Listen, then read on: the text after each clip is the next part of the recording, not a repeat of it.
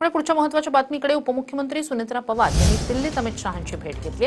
अर्थ खातं राष्ट्रवादीला देण्याची मागणी सुनेत्रा पवार यांनी अमित शहांकडे केल्याचं सूत्रांकडून कळतंय। राज्यातील विविध मुद्द्यांच्या अनुषंगाने सुद्धा या भेटीदरम्यान चर्चा झाल्याची माहिती आहे।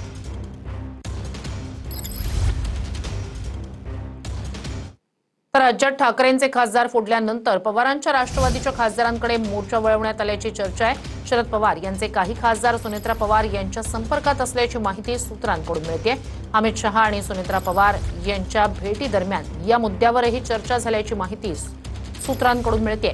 तर उपमुख्यमंत्री सुनेत्रा पवार यांची दिल्लीत अमित शहांसोबत चर्चा झाली, त्यावेळी पार्थ पवारही उपस्थित होते।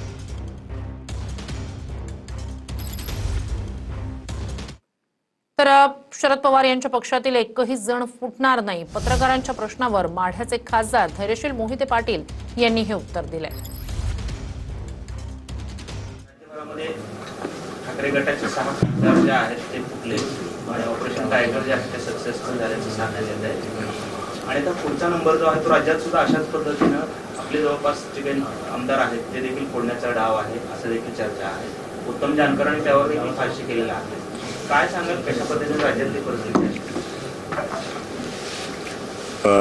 राष्ट्रवादी काँग्रेस पक्षाचं तर कोण हलणार नाही, इतर पक्षाचं बी काय बोलू शकत नाही।